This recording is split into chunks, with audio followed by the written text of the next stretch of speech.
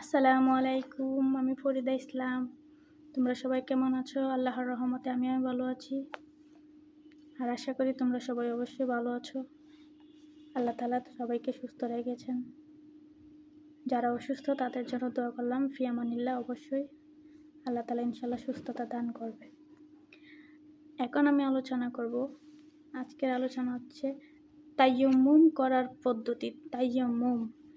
তায়াম্মুম হচ্ছে যেখানে দূরে কোথায় আসা যাওয়া করলে, যেখানে পানি পাওয়া যায় না, পানি অবশ্যই সব জায়গায় পাওয়া যায়, কিন্তু অনেকেরই অনেক লম্বা জার্নি হয়ে যায়। অজু করেও বের হওয়ার পরেও কয়েক ঘন্টার পরেই আবার অজু ছুটে যেতে পারে। তাই যারা তায়াম্মুম করার পদ্ধতি জানেন না তারা শুনে রাখবেন, অবশ্যই কাজে লাগবে। তায়াম্মুম করার পদ্ধতি। প্রথমত তায়াম্মুম নিয়ত করা ফরজ, অর্থাৎ এই নিয়ত করবে যে আমি অপবিত্রতা দূর করার জন্যই অথবা নামাজ পড়ার জন্য তায়াম্মুম করেছি। এই নিয়ত মনে মনে করাই যথেষ্ট। মুখে বলা একেবারে বলতেই হবে এমন না, কিন্তু মনে মনে করাটাই যথেষ্ট হয়ে যাবে। তারপর উভয় হাত পাক মাটিটার উপরে রাখবে। তারপর হাত জেরে মুখের যতটুকু অংশ অজুতে ধোয়া ফরজ ততটুকুই অংশ পূর্ণভাবে উভয় হাতে মাসাহ করবে।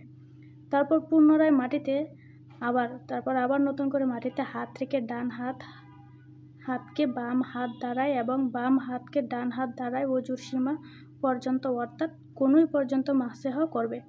আঙ্গুলগুলোকে কিলাল করবে এবং আংটি, নাক, ফুল ইত্যাদি খুলে বা নেড়ে সব জায়গায় হাত পৌঁছাবে।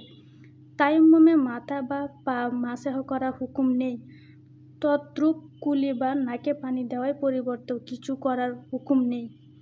অজু গোসল উভয়ই তায়াম্মুমের নিয়ম বিভিন্ন, এবং অজু গোসল দ্বারা যতটুকু পবিত্রতা অর্জন হয় তায়াম্মুম দ্বারাই ততটুকুই অর্জন হয়। অজুর গোসল যেরকম হয় ঠিক এমনই হয়ে যায় তায়াম্মুম করাটার মতোই। তাই আজকে তোমাদেরকে আমি এতটুকুই জানালাম। ইনশাল্লাহ পরবর্তীতে তায়াম্মুম ভেঙে যাওয়ার কারণটাও আমি বলবো। ভালো থেকে সুস্থ থেকে, আজানের সময় হয়ে গেছে, নামাজ পড়তে হবে। আর আশা করি সবাই ইসলামের পথে আসার চেষ্টা করবেন ইনশাল্লাহ। আল্লাহ হাফেজ।